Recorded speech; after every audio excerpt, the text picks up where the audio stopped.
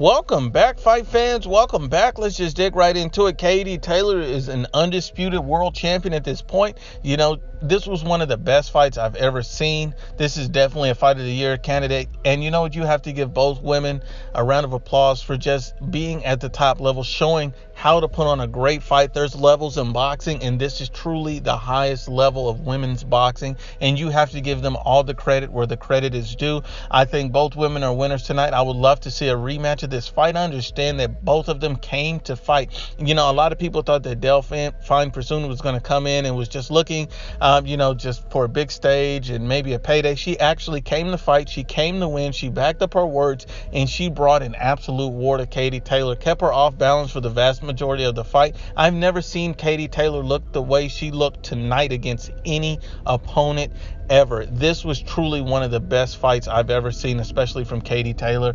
I have to be honest and unbiased when I analyzed the fight. You know, I thought the fight could have either been a draw, or I thought that Katie Taylor could have edged it by a round or two based on swing rounds. I don't think Delfine Persoon had did enough to pretty much edge the fight in her favor. I think the best she could have hoped for was a draw, or, as it went down, a couple of rounds, and it was Katie Taylor's victory. So I truly think that Katie Taylor is the best women's fighter in boxing today. I think she went out and proved that.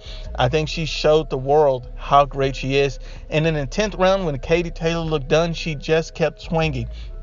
It would have been easy for Katie to, give up or give in. It was a very difficult fight, but you have to give her all the credit in the world, because in the 10th round, she looked like she could have been done. She looked like it could have been over, and she just kept going. I don't know how she found the energy. I don't know where she got it from. That is the mark of a true champion, a true warrior, an elite level fighter. This is boxing at its best.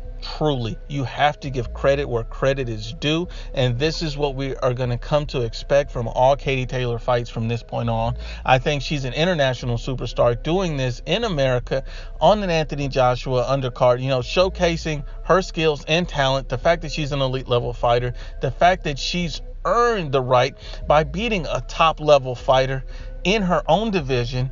She's not fighting smaller fighters. She's fighting someone bigger than her who has a height and reach advantage over her. She's coming to fight and bring the war against the best available competition, and you have to give her all the credit in the world. In my opinion, I believe she's the best women's fighter in the world, and I don't think that can even be questioned. Clarissa Shields is a very special fighter in her own right.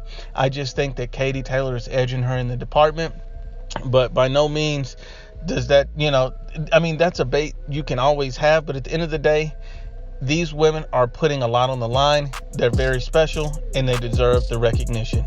Once again, Unbiased as always, it's the IBFP. Please share, like, and you must absolutely subscribe.